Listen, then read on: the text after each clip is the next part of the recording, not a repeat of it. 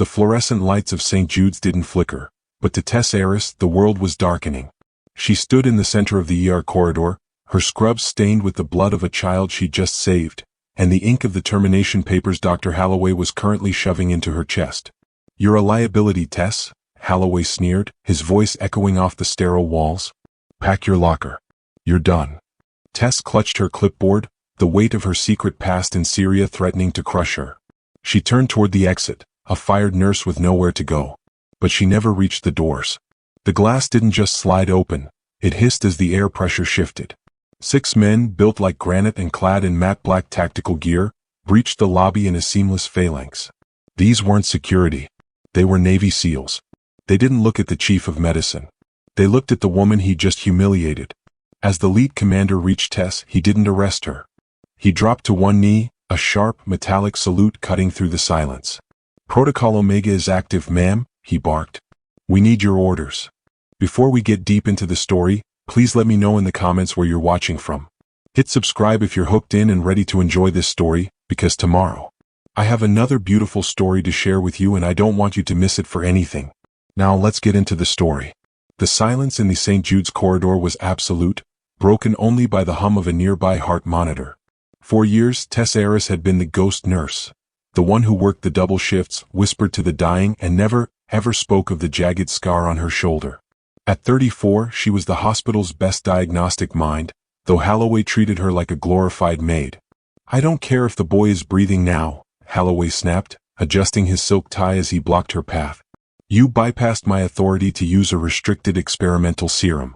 That's theft. That's a felony. Security is on their way."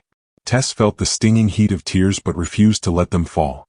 She thought of the boy's rash, the exact geometric pattern of the chimera bioweapon she'd seen in a Syrian cellar 5 years ago. She'd saved a SEAL then, she'd saved a child now. "He would have been dead in 10 minutes, Tess said, her voice a steady blade. "And now your career is dead in 5, Holloway retorted. As Tess walked toward the lobby, the staff looked away. The nurses she'd mentored and the doctors she'd guided suddenly found their clipboards fascinating. She was radioactive. Then the world outside the glass doors exploded into motion.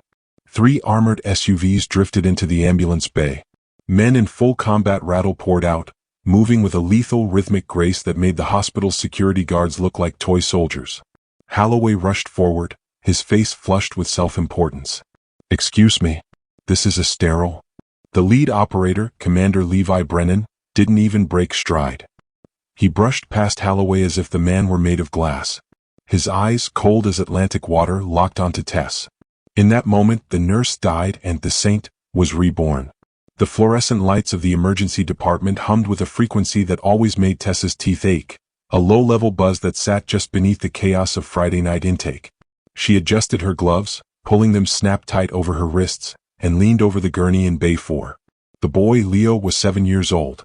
He was burning up, his skin radiating a dry, frantic heat that penetrated right through Tess's latex fingertips.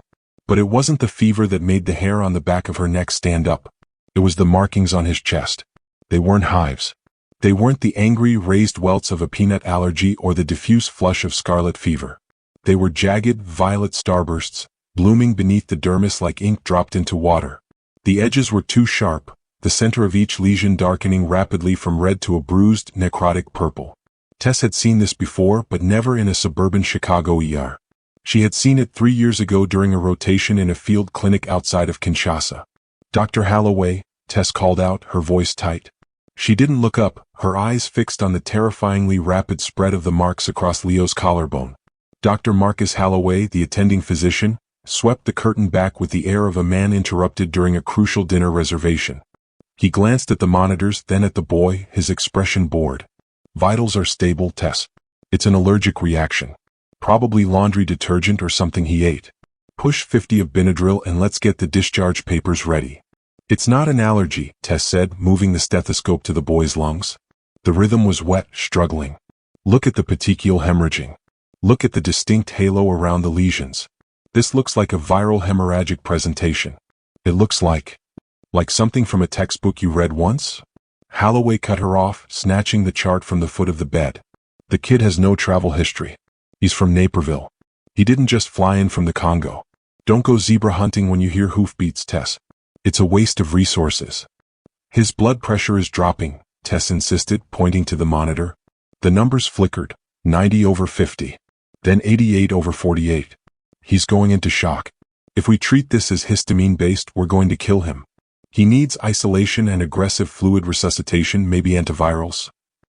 He needs you to do your job and stop playing house, Holloway snapped.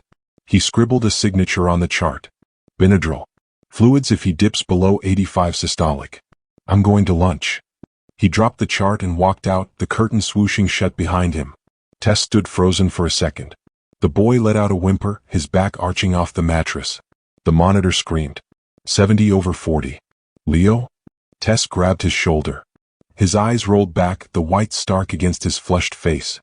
The violet starburst seemed to pulse, expanding visibly in real time. Code blue.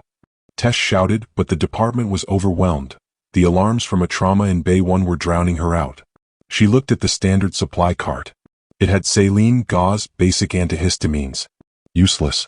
If this was what she thought it was, his vascular system was collapsing. He needed immediate high-dose vasopressors and coagulants, drugs locked in the restricted crash cart, the red trolley secured with a breakaway glass seal, only to be opened by an attending physician during a confirmed catastrophe. Opening it without authorization was an immediate suspension. Using it after a direct order to stand down was career suicide. Leo convulsed. A trickle of dark blood leaked from his nose. Tess didn't think. She didn't weigh her student loans against the boy's life. She turned, grabbed the heavy oxygen tank wrench from the wall mount, and swung it. Crush. The sound of shattering glass cut through the ER noise like a gunshot. Heads turned. Silence rippled out from Bay 4. Tess reached through the jagged shards, ignoring the slice that opened up on her forearm. She grabbed the epinephrine and the coagulant auto-injectors. She slammed the first needle into Leo's thigh, counting the seconds, then initiated the rapid infusion line. What do you think you're doing? Holloway was back. He stood at the entrance of the bay, his face purple with rage. Behind him, the hospital administrator and 2 security guards were already moving in. He's stabilizing, Tess breathed, watching the monitor. The numbers were climbing. 80/50. 90/60. The boy's breathing evened out. The rapid spread of the violet ink on his skin halted. She had saved him. Holloway stepped forward, grabbing her arm roughly to pull her away from the patient. Get security. Escort her out. I want her license revoked by morning. Tess let them pull her back, her chest heaving. She looked down at her arm where the glass had cut her. Her blood was mixing with the smear of blood from Leo's nose on her glove. But as the security guard reached for her, Tess saw something that made her breath catch in her throat, not from fear of being fired, but from a cold, primal terror. The blood on her glove wasn't just red.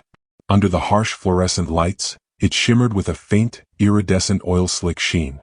And as she watched, the tiny droplet seemed to move on its own, sliding against gravity toward the open cut on her wrist.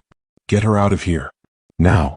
Dr. Holloway's voice cracked, spiraling into a falsetto that would have been comical if the circumstances weren't so dire. The security guard, a heavy-set man named Miller who usually spent his shifts dozing by the vending machines, twisted Tessa's arm behind her back.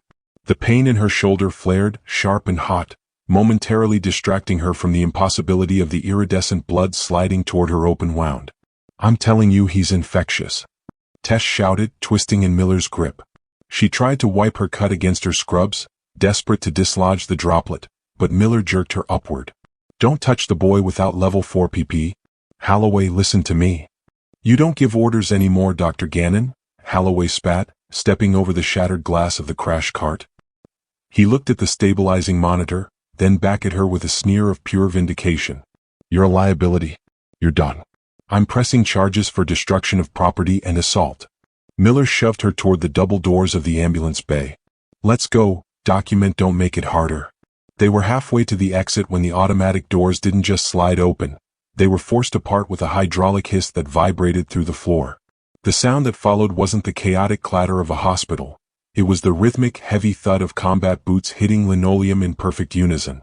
6 figures surged into the ER. They were clad in matte black tactical gear, their faces obscured by gas masks that looked more like insect mandibles than riot gear. There were no police badges, no insignias, just the sleek, anonymous geometry of violence. They moved in a wedge formation, a phalanx, sweeping the corridor with compact assault rifles held at the low ready. The ER fell into a stunned, vacuum-sealed silence. Even the monitors seemed to quiet down. "Hey." Miller's grip on Tess loosened as he instinctively raised a hand. "You can't bring weapons in here. This is a—" The lead operator didn't break stride. He simply stiff-armed Miller, sending 300 pounds of security guard flying backward into a linen cart. Tess stumbled, free, but before she could run, the phalanx split. They weren't there for the drugs. They weren't there for the money. They created a perimeter around her. Dr. Holloway marched forward, his face flushing a deep, indignant crimson. "I am the attending physician here. Who is in charge? I want these men removed immediately or I will have the police." A man walked through the gap in the soldiers' line. He wasn't wearing a mask. He wore a charcoal suit that looked expensive and out of place amidst the gore and betadine of the trauma bay. He was older, perhaps 50, with silver hair cropped close and eyes the color of flint. He moved with a predatory grace, ignoring Holloway entirely. He stopped in front of Tess. He held a small, transparent tablet in his hand. He glanced at the screen, then at her face, scanning her biometric points with a cold detachment. "Dr. Tess Gannon," the man said.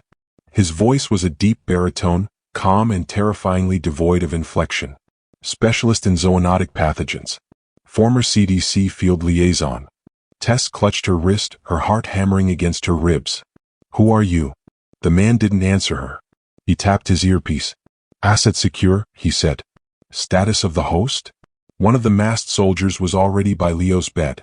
He was scanning the boy with a handheld device that emitted a blue fan of light. "Host is viable but critical. Viral load is off the charts, sir. We have containment breach."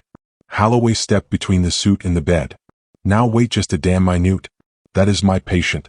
You cannot just barge in here and—" The man in the suit finally looked at Holloway. It was a look of such profound disinterest that Holloway stopped mid-sentence. "Levi Brennan," the man said as if offering a death sentence rather than a name. "And he is no longer your patient. He is property of the Chimera Protocol." "Property?" Tess whispered. Levi turned back to her, his eyes dropping to her arm. He saw the cut. He saw the smear of blood near it. For the first time his expression shifted, a flicker of calculation. "Bravo team," Levi commanded, his voice hardening. "Secure the asset for transport. Initiate localized quarantine. You can't take her." Holloway blustered, though his voice was shaking now. "She's fired. She's waiting for the police." "Dr. Holloway," Levi said, stepping in close, invading the doctor's personal space until Holloway flinched. "You are under the impression that you have a choice. You don't. The police aren't coming." Levi gestured to the soldiers. Two of them grabbed Tess, not roughly like Miller but with the firm, unbreakable grip of machinery. They began to march her toward the exit. "Wait!" Tess screamed, looking back at the terrified staff, at the boy on the bed, at Holloway trembling in his white coat. "What about them? You can't leave them exposed. The virus, it moves."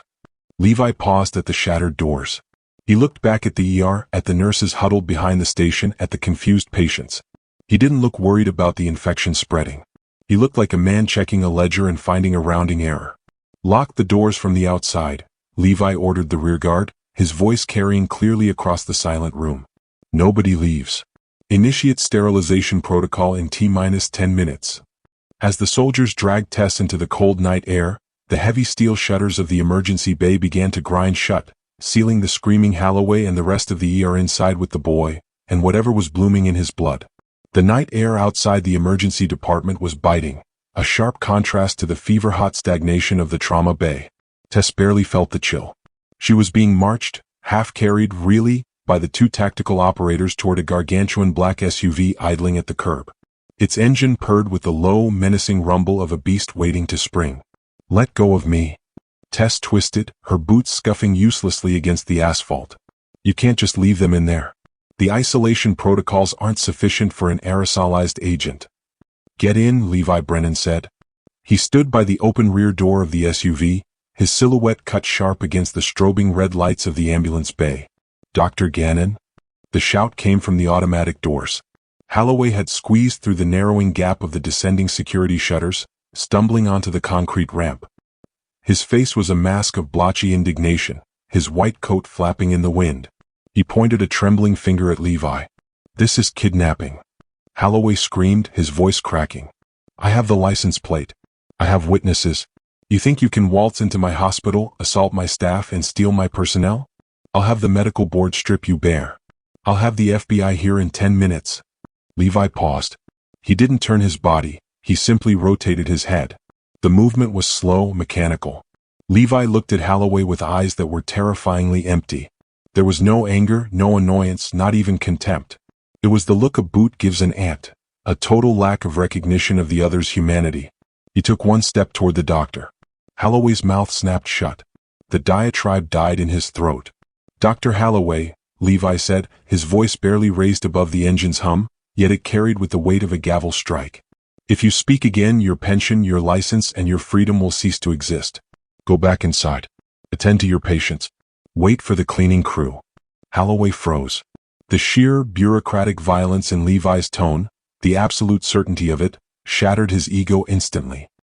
He looked at the black-clad soldiers, then at the gunmetal gray pistol on Levi's hip that was now partially visible beneath his jacket. Holloway swallowed hard, backed up, and scrambled under the closing shutter just as it slammed down, sealing the ER with a final metallic clang. Inside, Levi repeated to Tess. The soldiers shoved her into the back seat. The interior smelled of new leather and ozone. Levi slid in beside her, and the heavy door thumped shut, sealing out the noise of the sirens, the wind, and the world. "Drive," Levi said to the partition. The SUV surged forward. Tess scrambled to the other side of the leather bench, pressing her back against the door. She cradled her injured arm. The cut was throbbing now, a dull, rhythmic ache that seemed to sync with her heartbeat. "Who are you people?" Tess demanded, her voice shaking. "CDC?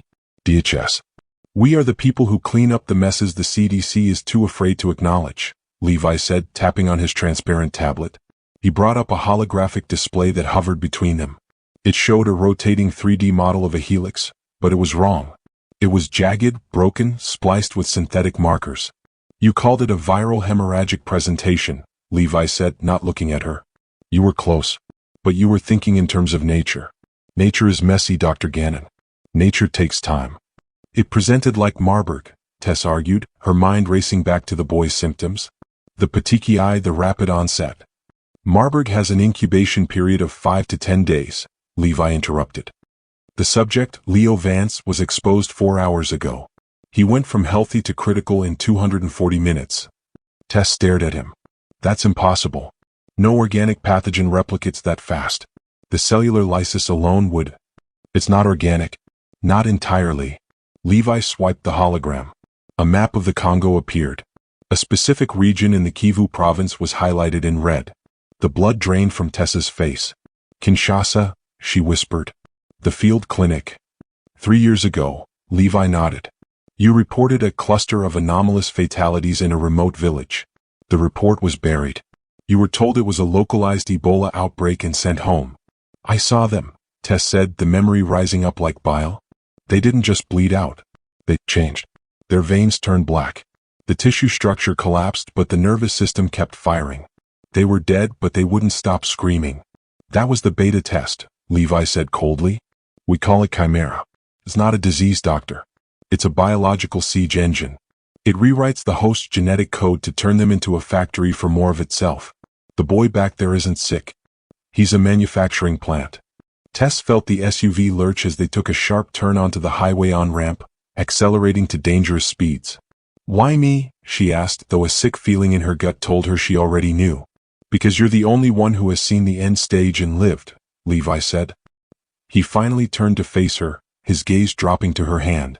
"And because you broke the glass. I had to save him." "You didn't save him. You just kept the machine running a little longer." Levi leaned in closer. "But in doing so, you exposed yourself. Directly."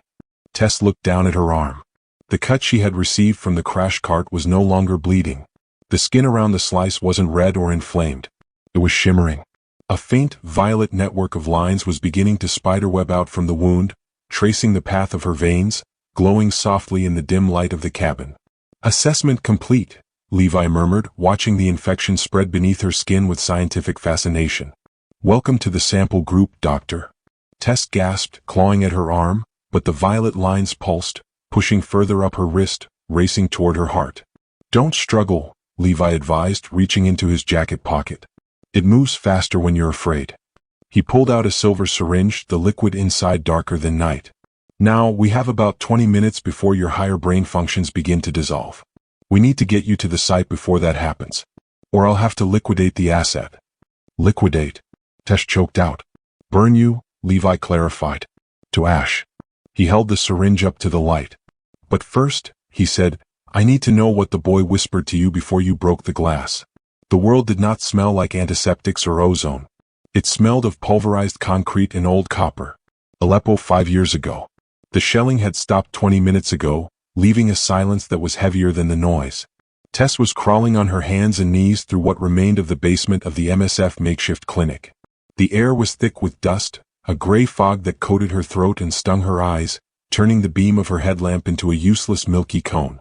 Is anyone there? She coughed, the sound swallowed by the tons of rubble above. She wasn't supposed to be down here. The evacuation order had been given. The militia was moving block by block, clearing out the aid workers. But she had come back for the supply crate, antibiotics, morphine, and the ceiling had come down. Her hand brushed against something that wasn't stone. It was fabric. Rough, tactical nylon. Tess scrambled forward, digging with her bare hands, tearing at the jagged chunks of drywall and rebar. She uncovered a boot first, then a leg clad in desert camouflage, and finally, a torso pinned beneath a fractured support beam. He was coated in gray dust, looking more like a statue toppled from a pedestal than a man. But the statue was breathing, shallow, ragged gasps that rattled deep in a crushed chest. Tess wiped the dust from his face. It was a face of hard angles and grime, eyes squeezed shut against the pain. He wore no insignia, no flag on his shoulder, just high-end gear that screamed American and special operations. Can you hear me? Tess whispered, her fingers flying to his neck. His pulse was thready, racing against the shock. The man's eyes snapped open. They were the color of flint. Even half-buried, pinned like an insect, the gaze was lucid. Dangerous.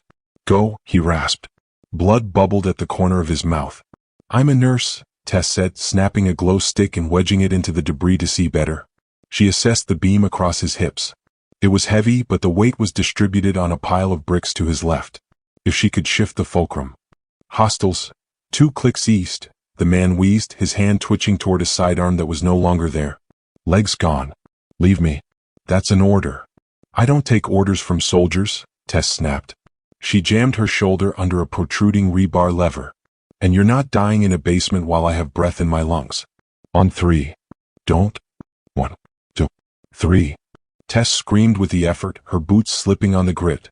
The concrete groaned. For a second, nothing happened, and then the beam shifted, just an inch, grinding sideways. It was enough. The soldier, fueled by a surge of adrenaline that should have been medically impossible, dragged himself free. He collapsed a foot away, his right leg dragging at a sickening angle. The ceiling shuddered.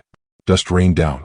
We have to move, Tess panted, grabbing him by the drag handle of his plate carrier. He was heavy, dead weight composed of muscle and ceramic armor. Why? He grunted, trying to push her away, though his hands were trembling. I'm a dead man. Save yourself. Shut up, Tess grunted, wrapping her arms around his chest and heaving him backward across the floor. I'm getting you out. You can die later. She dragged him. She dragged him over broken glass that sliced her knees, through a crawlspace that scraped the skin off her elbows. Every yard was a battle against gravity and exhaustion. Outside, the pop-pop-pop of small arms fire was getting closer. For an hour, she hauled him through the labyrinth of the ruins, refusing to let go, refusing to listen to his logic that told her to cut him loose. When they finally breached the surface, collapsing into the shadow of a still-standing wall near the extraction zone, Tess was spent. She fell back against the brick, gasping, her white shirt stained brown and red. The soldier lay beside her. He wasn't looking at his mangled leg. He was looking at her. The flint in his eyes had softened, replaced by a profound, confused intensity. He looked at her like she was a riddle he couldn't solve. You should have left me, he whispered. I don't leave patients, Tess answered, closing her eyes. You don't know who I am, he said. You don't know what I do. I don't care. He reached out, his hand bloodied and shaking, and gripped her wrist. It wasn't a threat. It was an anchor. I pay my debts, he said. The promise hung in the smoke-filled air, heavier than the concrete they had just escaped. Remember that. The memory shattered like glass. Tess blinked, the smell of Syrian dust replaced instantly by the smell of expensive leather. She was back in the SUV, speeding down a Chicago highway. The man sitting next to her, Levi, was the same man from the cellar. The same flint eyes. The same voice. But the hand that had once gripped her wrist in gratitude was now holding a silver syringe poised above her infection-riddled arm. Levi watched her, seeing the recognition dawn in her eyes. He didn't smile. He didn't acknowledge the past. He simply tapped the syringe, ensuring there were no air bubbles. "I told you I pay my debts," Levi said softly, answering the unspoken question screaming in her mind. "But I never said how." He leaned forward, the needle gleaming. "Now tell me what the boy whispered, Tess.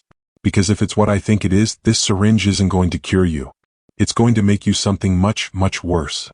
The green warning text on Dr. Aris's monitor was still pulsing when the hospital's automatic sliding doors hissed open. But it wasn't an ambulance crew wheeling in a cardiac arrest. The arrival was heralded by the screech of tires on wet pavement.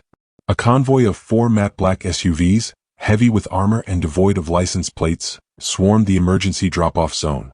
They mounted the curb with aggressive precision, blocking the exits in a jagged phalanx of steel. The doors flew open in unison. Men poured out, moving with the synchronized liquid lethality of a hive mind.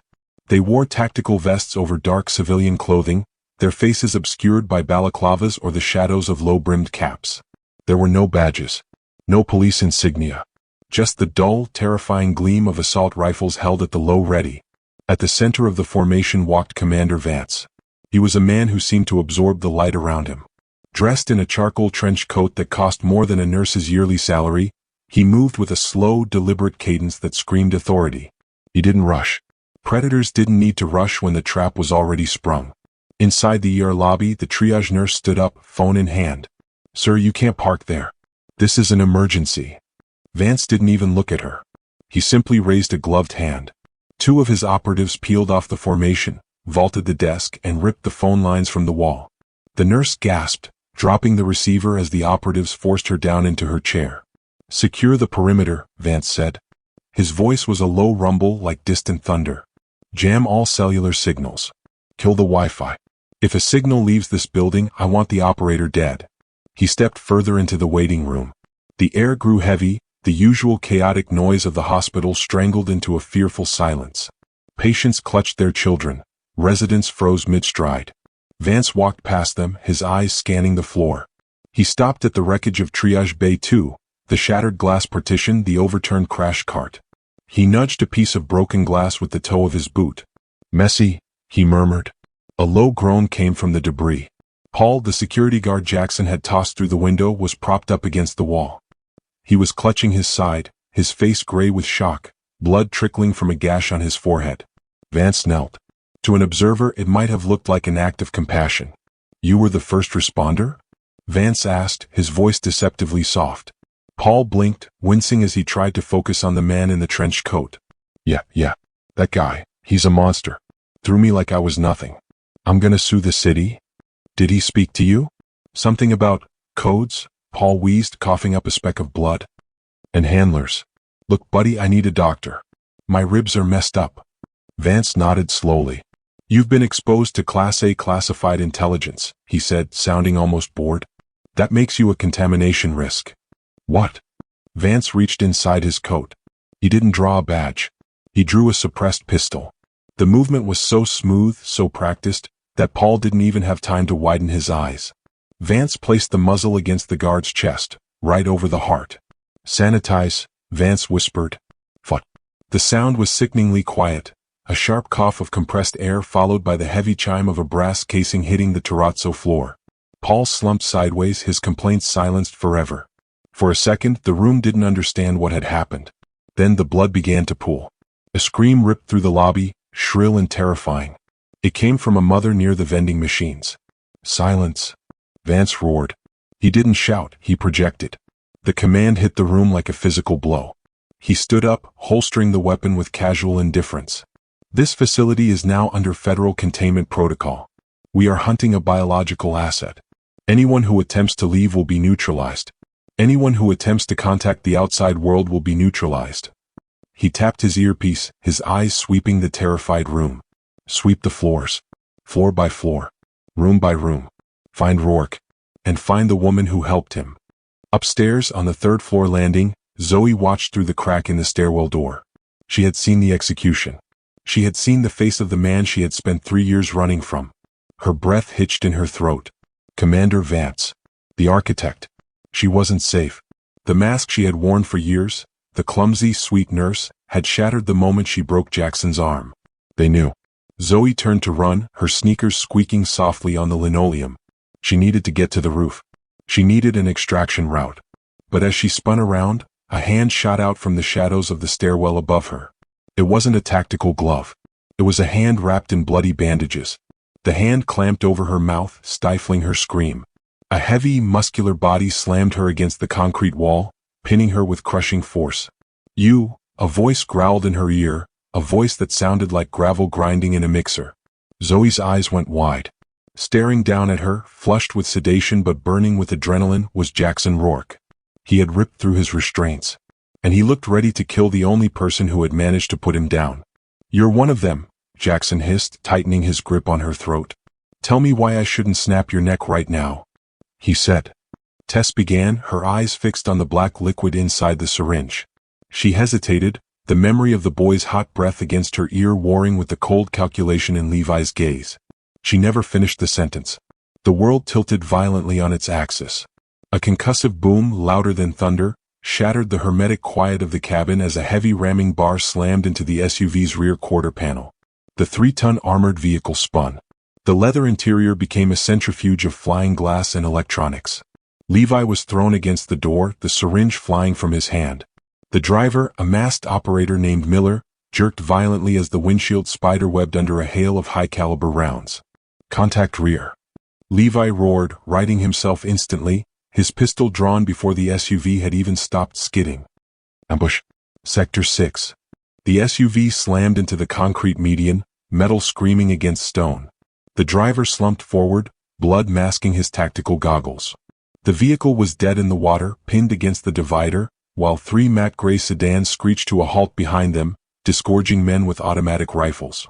Bullets hammered the ballistic glass, turning it into an opaque sheet of white cracks. "Syndicate," Levi spat, kicking the rear door open to return fire. "They want the sample." Tess didn't cower. She didn't scream. The panic that had gripped her in the ER evaporated, replaced by the cold, crystalline focus she had learned in the shelled-out streets of Idlib and the ambush zones of the Congo. Panic was a luxury for the living. Survival was work. She saw Miller slumped over the wheel.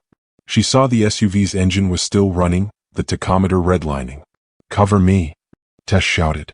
Before Levi could process the command, Tess unbuckled and scrambled over the center console. She grabbed the unconscious driver by his plate carrier and heaved him backward into the passenger well with a grunt of exertion. She slid into the driver's seat. It was slick with blood. "What are you doing?" Levi yelled over the roar of gunfire. "Stay down. You shoot, I drive." Tess slammed the gearshift into reverse. "Unless you want to die in a parking lot." She didn't wait for permission. She floored the accelerator. The armored SUV lurched backward, smashing into the grille of the lead mercenary car with a sickening crunch of radiator and steel. The impact threw the syndicate shooters off balance. Tess spun the wheel hard to the left, shifting to drive, and hammered the gas. The V8 engine roared, pushing the heavy chassis through the gap she had created. "2 bogeys on R6. Levi shouted, leaning out the shattered window, firing controlled double taps. Tess checked the side mirrors. The 2 remaining sedans were flanking them, trying to box them in against the guardrail. They were lighter, faster, weaving through the late-night traffic like sharks. This wasn't suburban commuting. This was a kill box. Tess's mind flashed back to the dusty roads of Somalia, driving a battered Land Cruiser through a militia checkpoint. Keep the momentum. Use the weight. One of the sedans pulled up alongside, a gunman leaning out with a submachine gun. Tess waited. She watched the gap between her fender and his. She waited until the gunman committed to the shot. Then she jerked the wheel right. The armored SUV, weighing nearly twice as much as the sedan, pit-maneuvered the attacker with brutal efficiency. The sedan clipped the SUV's reinforced bumper, lost traction, and spun wildly across 3 lanes of traffic before flipping over the guardrail in a shower of sparks. "Nice hit," one of the Bravo team operators yelled from the trunk space. "Hold on." Tess gritted out. She took the exit ramp at 60 miles an hour, ignoring the physics that screamed the top-heavy vehicle should tip. She feathered the brakes, drifting the heavy beast through the turn, tires smoking, before punching it onto the lower Wacker Drive, the subterranean labyrinth of Chicago streets where satellite tracking would fail. She wove through the concrete pillars, losing the last pursuer in the maze of shadows and sodium lights. Only when the silence returned, broken only by the hum of the engine and the ragged breathing of the men, did she slow down. Tessa's hands were shaking on the steering wheel. Not from fear but from the adrenaline crash. "You drive like an operator," Levi said from the back seat. His voice was quiet, stripped of the condescension he had held earlier. He sounded wary. Impressed. "I drove supply runs in active combat zones for 6 years, Tess said, staring straight ahead. "You learn to drive or you learn to bleed." She looked in the rearview mirror. Levi was wiping blood from a cut on his forehead. He looked at her, really looked at her, seeing the woman who had pulled him from the rubble 5 years ago. "We're clear," Levi said into his comms. "Assets secured. But we have a problem." Tess turned around. "What?" Levi pointed to the floor of the SUV. There, amidst the shattered glass and spent shell casings, lay the silver syringe. It was crushed under the heel of a combat boot, the dark fluid pooling uselessly on the floor mat. "The inhibitor is gone," Levi said, his eyes locking onto Tessa's arm. Tess looked down. The adrenaline spike hadn't just sharpened her reflexes. The violet lines on her arm were no longer faint. They were glowing with a bioluminescent pulse, throbbing in time with her racing heart. And they were moving fast, racing past her elbow, seeking the heat of her core. "That was the only dose I had," Levi said grimly. "And without it, you have less than an hour before you stop being human." The tires of the battered SUV crunched over the gravel service road, transitioning onto the smooth, expansive concrete of the private airfield. The industrial landscape of Chicago's outskirts receded into the dark, replaced by the stark, wind-whipped openness of the tarmac. A single Gulfstream jet sat idling 500 yards away, its engines whining with a high-pitched frequency that cut through the night. Tess slammed the vehicle into park, her chest heaving. The drive from the highway underpass had been a blur of evasive maneuvers and terrified silence. Beside her, Levi hadn't spoken since the syringe was crushed. He sat rigid, staring forward, his posture like a statue carved from granite. "We're here," Tess said, her voice sounding hollow in the confined space. She looked down at her own arm. The violet web had crept past her elbow, the lines thickening, pulsing with a faint, nauseating light. "You said there's a site. A facility. If the inhibitor is gone, do they have more?" Levi didn't answer immediately. He reached for the door handle, but his fingers slipped. He tried again, his movements jerky and uncoordinated, like a marionette with tangled strings. "Levi." He shoved the door open with his shoulder and stumbled out into the cold wind. "Move," he commanded, though the word was slurred, lacking the steel trap precision of before. "Get to the plane. Tell the pilot. Code black." Tess scrambled out of the driver's side, circling the hood. The wind whipped her hair across her face, stinging her eyes. She saw Levi take 2 steps toward the jet, then stop. He swayed. It wasn't the sway of exhaustion. It was a total equilibrium failure. "Levi." Tess lunged forward just as his knees buckled. She caught him, but he was dead weight, 200 pounds of muscle and tactical gear dragging her down to the unforgiving concrete. They hit the ground hard. Tess scrambled to turn him over, her hands finding the cold plating of his vest, then the searing heat of his neck. He was burning up. Not a fever, an incinerator. "Stay back," Levi wheezed, his eyes rolling wildly. He tried to push her away, but his strength was evaporating. Protocol. Containment. Tess ignored him. She was a doctor first, a hostage second. She ripped the Velcro tab of his collar open to check his carotid pulse, and that was when she saw it. The infection wasn't just on his neck. It was consuming him. Thick, ropey veins of iridescent purple bulged against his throat, far more advanced than the delicate lacework on Tessa's arm. They were moving visibly, writhing under the skin like trapped worms. "How?" Tess whispered, horror dawning. "You weren't cut. The glass didn't touch you." She looked down at his right hand, the hand he had used to push her away, the hand that had been resting on his pistol. It was bare. The tactical glove was missing. Tess grabbed his wrist, turning his palm up to the floodlights of the airfield. The skin of his fingertips was stained with a dark, dried substance. Not just dirt. Blood. The hospital, Tess realized, her mind flashing back to the chaos in the trauma bay. "When you leaned over the bed. When you checked Leo." Levi coughed, a wet, hacking sound that brought up a speck of black bile. "Had, to be sure," he gasped, his head lolling back against the tarmac. Touched the carotid. Confirmed, the heat signature. Glove. Tore on the cart. You touched the boy's blood with an open abrasion?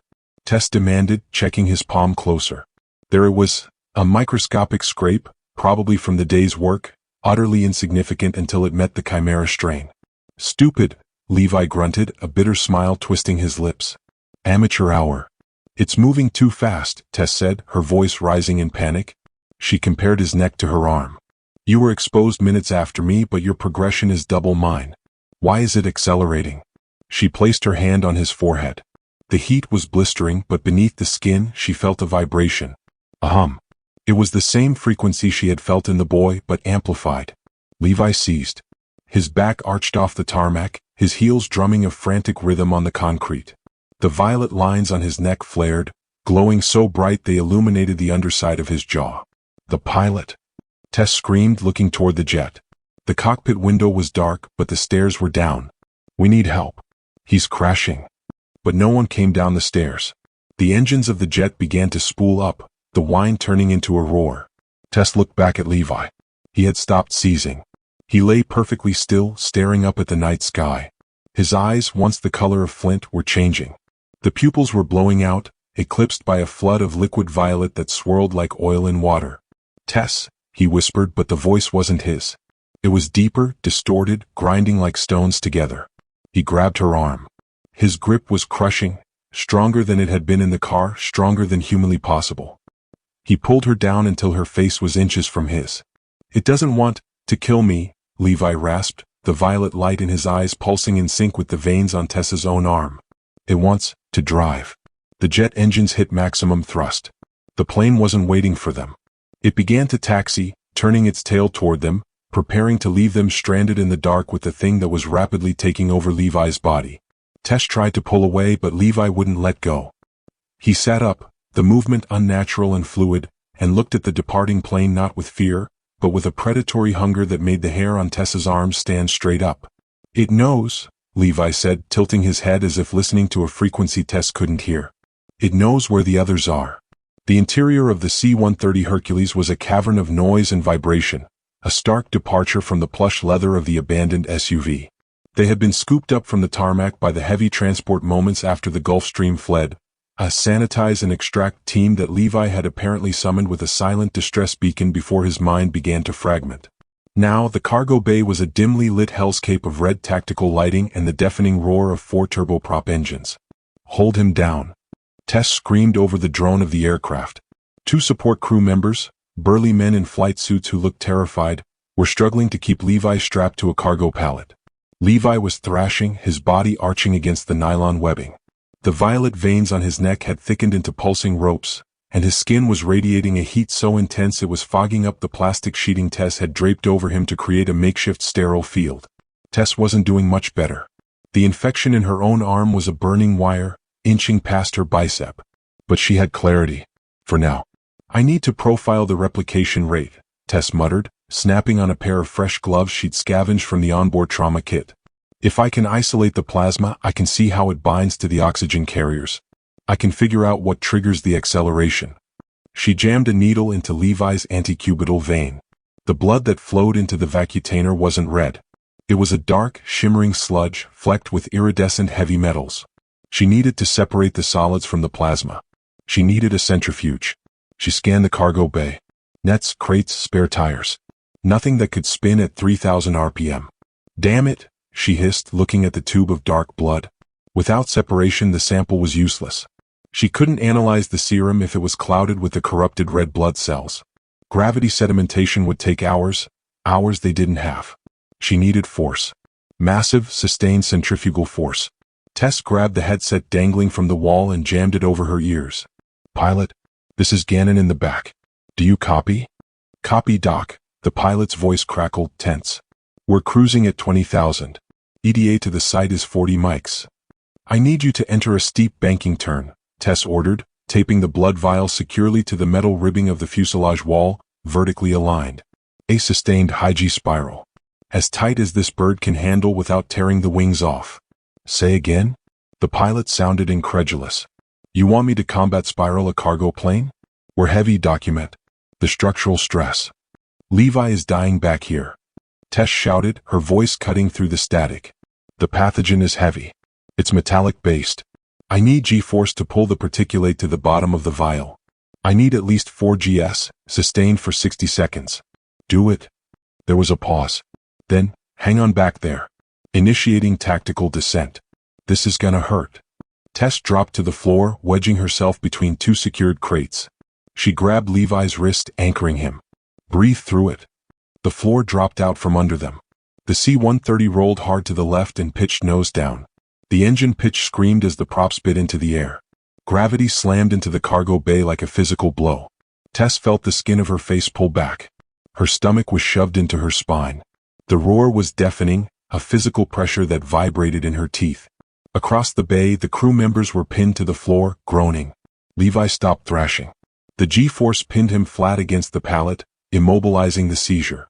Tess kept her eyes locked on the vial taped to the wall. It was a blur of motion, but she imagined the physics at work. The heavier, infected cells being dragged down by the artificial gravity, the lighter plasma rising to the top. 30 seconds. Her vision began to tunnel. Gray spots danced at the edges of her sight. 45 seconds. The airframe groaned, metal shrieking in protest. A rivet popped somewhere overhead, pinging off the deck like a bullet. 60 seconds. Leveling out, the pilot gasped. The world lurched. The crushing weight vanished instantly, replaced by a stomach-churning weightlessness as the plane corrected. Tess scrambled across the deck, fighting the dizziness. She ripped the tape off the wall and held the vial up to the red tactical light. It had worked. At the bottom of the tube was a dense, black puck of sediment. Floating above it was the plasma. But the plasma wasn't clear and it wasn't yellow. It was a glowing electric blue. And it was structured. Tess squinted, holding the vial closer to her eye. Suspended in the blue liquid, tiny geometric shapes were forming and reforming. They weren't just biological cells. They were organizing. They were building a lattice. It's not a virus, Tess whispered, the chill running down her spine colder than the cargo bay. It's a signal. She looked down at Levi. The violet lines on his neck had stopped pulsing. They had solidified, turning a dark, matte black. He opened his eyes. The iris was gone. The sclera was gone. His eyes were solid, reflective silver mirrors. And when he opened his mouth, the voice that came out wasn't generated by vocal cords. It came from everywhere at once, resonating through the fuselage of the plane. Connection established, Levi said. We are online. The cargo bay of the C-130 had transformed from a transport hold into a chaotic high-altitude operating theater. The air smelled of burnt ozone and rubbing alcohol. We are expanding, the thing that used to be, Levi said. His voice was a digitized growl, vibrating against the plastic intubation tube Tess had forced down his throat. His silver eyes were fixed on the ceiling, seeing data streams that weren't there. Shut him up, Tess snapped, her hands moving in a blur over the makeshift workstation she'd set up on a munitions crate. She was drawing the separated blue plasma into a syringe, mixing it with a high-dose viral protease inhibitor she'd found in the medkit. And give me a link to command. Now. The comms operator, a young man named Griggs whose face was pale green from the earlier G-force maneuver, fumbled with his headset. I have a localized uplink document, but we're blind on the source. We don't know where the syndicate is launching from. The boy, Tess said, tapping the air out of the syringe. Leo.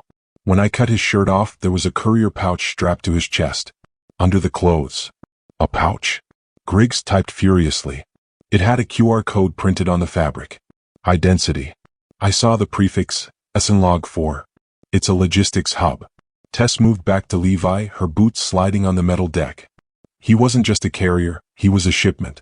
Track that prefix. It'll lead you to the hive. Griggs's fingers flew across his keyboard. Running the algorithm. Got a hit. Gary, Indiana. Disused steel mill. Heat signatures confirm multiple hostiles and... Jesus, a biological containment lab. Burn it, Tess ordered, not looking up. She positioned the needle over Levi's heart. Send everything you have. Relaying coordinates to Reaper Squadron, Griggs confirmed. Time on target, 30 seconds. Tess didn't wait for the explosion. She looked down at Levi. The silver in his eyes was swirling faster, the geometric lattice in his blood trying to rewrite his neural pathways. If she didn't disrupt the signal now, the man who had pulled her from the Syrian rubble would be gone forever, replaced by a biological drone. "This is going to hurt," she whispered. She didn't use a vein. She plunged the long needle directly into his chest cavity, aiming for the intracardiac injection point. Levi's body arched violently, snapping one of the nylon restraint straps. A guttural, inhuman shriek tore from his throat, drowning out the drone of the engines. "Inhibitor deployed," Tess shouted, checking her watch. On the monitors behind Griggs, a silent black and white feed showed a massive warehouse imploding as a Hellfire missile struck the Syndicate hub. The source of the infection was burning. But on the cargo pallet, the battle was far more intimate. The silver in Levi's eyes shattered. The violet veins turned a bruised, angry red, then gray. The glow faded. And then the monitor beeped. A single high-pitched tone that stretched on into eternity. "Asystole." "Heart rate is 0, Griggs yelled, tearing his eyes away from the successful airstrike. "He's flatlining." "I know." Tess ripped the intubation tube out. She clasped her hands together, interlacing her fingers, and slammed her palms onto Levi's sternum. 1, 2, 3, 4. She pumped hard, using her body weight to force his heart to beat manually. Her own infected arm screamed in protest, the violet lines pulsing with every compression, but she ignored the pain. "Charge the paddles," she ordered. "Doc, we're at altitude," the crew chief warned, grabbing the defibrillator. "The oxygen saturation." "Charge to 200. Tess roared. "Clear." Thump. Levi's body jerked. The line on the monitor remained flat. Again. 300.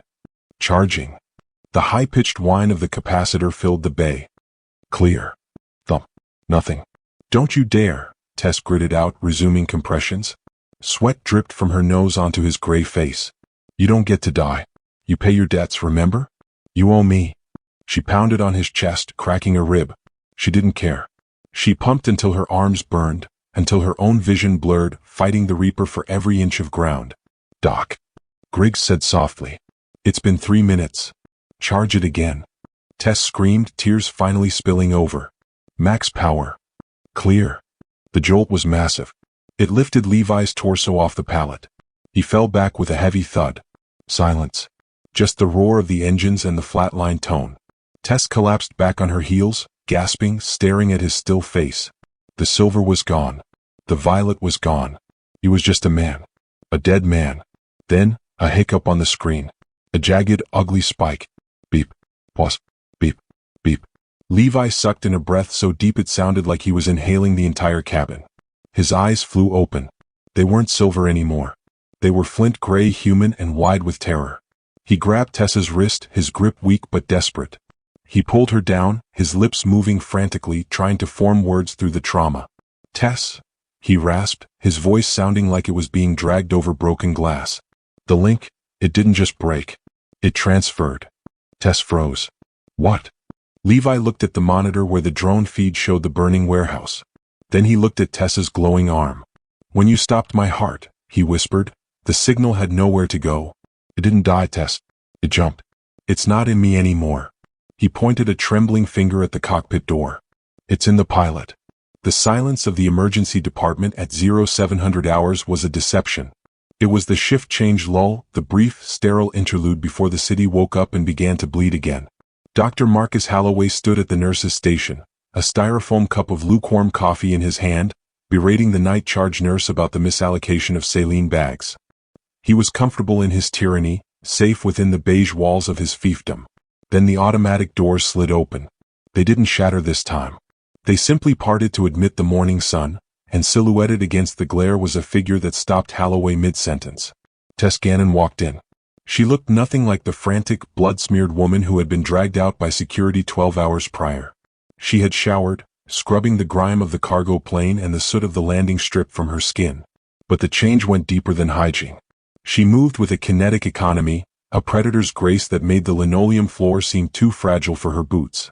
Her left arm was bandaged from wrist to elbow in thick, black compression wrap. "Security," Halloway choked out, dropping his coffee. It splashed hot brown liquid across his pristine white shoes. "I told you, I want her arrested on sight. You have no business here." Tess didn't stop. She walked straight to the main desk, the heavy thud of her combat boots echoing in the quiet corridor. "I'm not here for a shift, Marcus," she said. Her voice was calm, stripped of the frantic desperation he was used to. It was the voice of someone who had stared down a biological apocalypse at 20,000 feet and won. "You're trespassing," Holloway sputtered, backing up as she reached the counter. "You're unstable. You broke into a restricted crash cart. You assaulted a patient." "I saved the patient," Tess corrected. She placed her ID badge on the counter. It clicked softly against the laminate. "Leo Vance is in stable condition at Walter Reed. The CDC has taken over his care. The allergy you diagnosed has been neutralized." "Neutralized?" Holloway laughed nervously, looking around for the security guard. "Miller? You're speaking nonsense. Miller, get her out of here." Miller appeared from the break room, wiping crumbs from his mouth. He took one step toward Tess, reaching for his belt, and then froze. Behind Tess, the automatic doors opened again. Levi Brennan stepped through. He was pale, the skin around his eyes bruised and shadowed, evidence of the cardiac death he had suffered less than an hour ago. But he was upright. He was alive.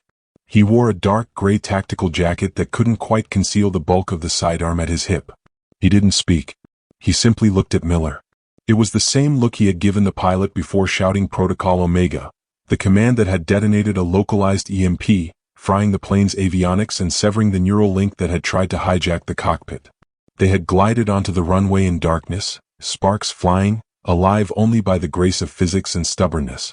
Miller looked at Levi, then at his own soft hands, and slowly lowered his arms. He took a step back. "Smart man," Levi rumbled, his voice gravelly but human. Tess looked at Holloway one last time. She saw the fear in his eyes, the smallness of his world, a world of insurance codes and liability waivers. It felt like looking at a dollhouse. "I'm resigning, Marcus," Tess said. She reached up and unbuttoned her white coat. She shrugged it off, letting it fall onto the counter over her ID badge. It looked like a ghost collapsing. You can't just walk away," Holloway stammered, his authority evaporating. "You have a contract. You have a career." "I have a new patient profile," Tess said, turning her back on him. She walked out into the sunlight, Levi falling into step beside her, the phalanx of two. Outside, the black SUV from the night before was gone. In its place, idling on the helipad usually reserved for trauma transport, sat a blacked-out Sikorsky helicopter. The rotors were already spinning, whipping the air into a frenzy. A crew chief leaned out, holding a bundle of gear. Tess climbed into the cabin. She didn't look back at the hospital. She took the bundle, a flight suit, dark olive drab, made of fire-retardant Nomex and reinforced with Kevlar weave. She pulled the suit on over her clothes, zipping it up to her neck. It fit like a second skin. It fit like armor. Levi climbed in opposite her, buckling his harness. He handed her a headset. Protocol Omega wiped the pilot's mind, Levi said over the comms as the bird lifted off, the hospital shrinking to a white toy block below them. "The link is severed." But before the connection fried, the entity in the bloodstream tried to send one last packet of data. "Did we intercept it?" Tess asked, checking the bandage on her arm. The violet lines were gone, but the skin underneath felt different, charged, conductive. "We didn't just intercept it," Levi said, tapping a screen on the console. A map of the globe appeared, red dots appearing across 3 continents. "We decoded it." Tess leaned forward, staring at the map. The warehouse in Indiana hadn't been the factory. It had been a distribution center. "What are those?" she asked, pointing to a cluster of signals deep in the Arctic Circle. "That," Levi said, his flint eyes hardening, "is the Chimera source code. And they just woke up." Levi literally stopped his own heart to save the mission. Tess gave up her entire career to fly into the Arctic Circle. "And you? You can't even lift your thumb 1 inch to hit subscribe?